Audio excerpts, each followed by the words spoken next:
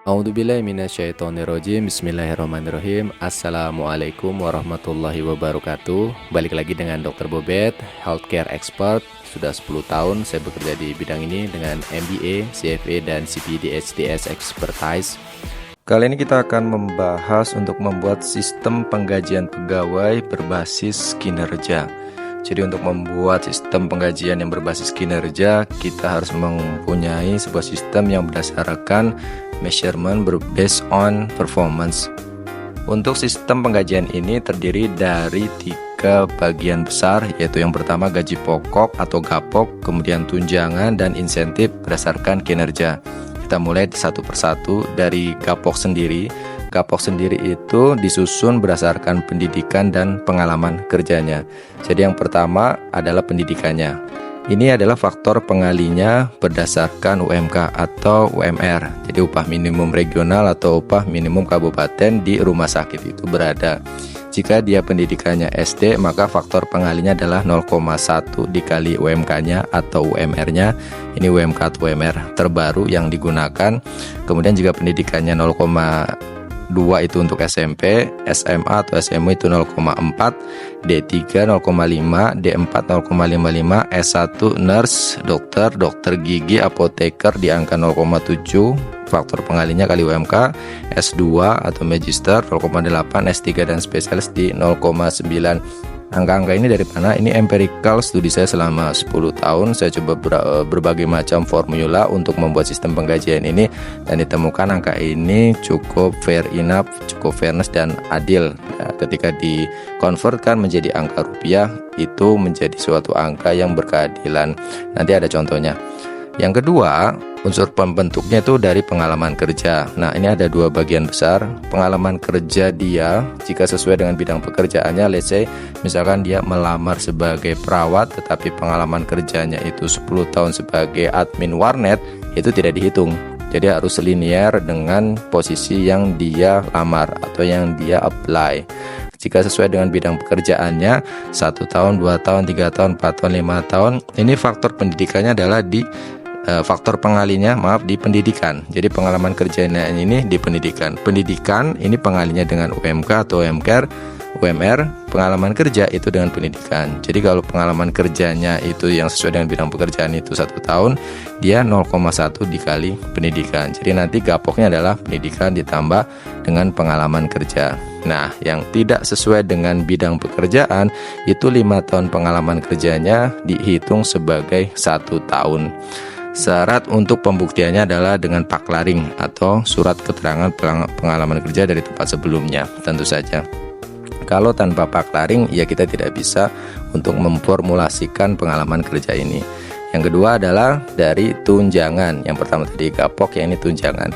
Tunjangan terdiri dari pengabdian. Pengabdian artinya dia sudah berapa lama di rumah sakit kita. Bedanya dengan pengalaman kerja adalah before atau sebelum dia melamar.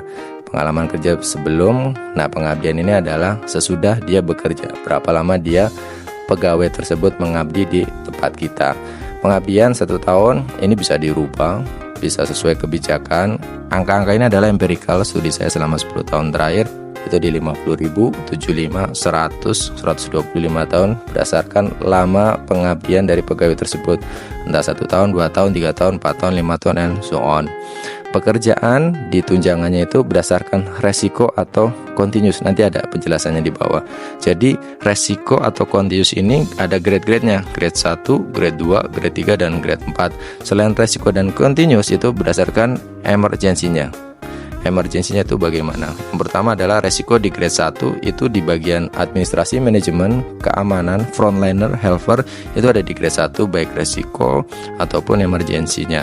Yang paling tinggi yang mana? Yang paling tinggi itu ada di unit OK, VK, ICU, IGD, laundry, itu ada resiko terpapar infeksi, rawat inap, perina, keuangan. Ini juga emergensinya itu berbeda-beda. Ini tujuannya untuk apa? Untuk memberikan keadilan berdasarkan tingkat resiko sama tingkat emergensi dari unit-unit tersebut. Jadi tidak selalu yang kerja di manajemen dekat dengan direkturnya, dekat dengan manajemen dia pasti gajinya lebih tinggi. Tidak seperti itu ceritanya. Tetapi berdasarkan kinerjanya. berdasarkan resikonya, berdasarkan tingkat emergensinya. Kemudian ada posisi jabatan, ya tentu saja semakin tinggi jabatannya, beban tanggung jawab serta targetnya semakin besar, maka dia rewardkan, ditambahkan untuk tunjangannya dengan posisi masing-masing sesuai jabatannya. Ini bisa sesuai kebijakan rumah sakit. Nah, kemudian insentif kinerja ini berdasarkan dari KPI. KPI-nya bisa kita buat berdasarkan unit atau berdasarkan pegawai. Contohnya seperti ini. Di sini ada KPI untuk kinerja untuk seluruh rumah sakit. Kinerja untuk seluruh rumah sakit. Jadi bisa kita buat sendiri, bisa kita bentukan per unit, atau kita bisa bentukan ini per pegawainya. Nah, yang contoh di sini adalah per unit kerja. Jadi ini adalah indikator kinerja untuk seluruh unit kerja yang ada di rumah sakit, mulai dari IGD, ada marketing, ada IT, IGD, ICU, OK, rawat jalan, rawat inap, VK, Perina, dan sebagainya. Masing-masing dari KPI ini ada definisi operasionalnya, kemudian ada standar, ada periode analisanya, dan bagaimana untuk mengukurnya. Ini bisa dipakai untuk mengisi insentif yang berbasis kinerja tadi, yang untuk mengisi kolom di sini. Jadi untuk isi kolom di sini nanti berdasarkan entah dia tambahannya 100.000, 200.000 berdasarkan insentif kinerjanya dia. Jika memang unit itu bagus, kemudian ada pegawai yang potensial atau menonjol sendiri, maka kita bisa keluarkan di kinerja pegawai di sini. Ini ada KPI-nya sendiri, apakah dia sebagai pelaksana, sebagai PSC, kepala, atau sebagai manajernya. Maka ini akan menjadi tambahan, kita menyebutnya IKI atau indikator kinerja individual, atau IKU, indikator kinerja unit. Jadi memang sistem insentif untuk pegawai ini sangat krusial ya, sangat penting, dan juga bisa menjadi sangat sensitif. Karena apa? Jangan sampai membuat rumah sakit kita atau perusahaan itu memiliki budaya siapa yang dia dekat dengan atasan atau dengan direktur kepemilikan, maka gajinya akan lebih besar. Siapa yang dispesialkan, nah jangan sampai seperti itu. Maka itu akan menjadi bumerang bagi rumah sakit itu sendiri. Keadilan tidak akan tercapai di rumah sakit tersebut, dan mereka kecenderungan akan bermalas-malasan.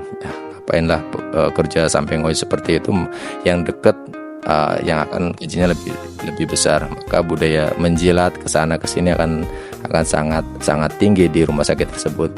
Ini yang bisa saya share terkait dengan sistem penggajian atau remunerasi atau perhitungan insentif berbasis kinerja. Terima kasih.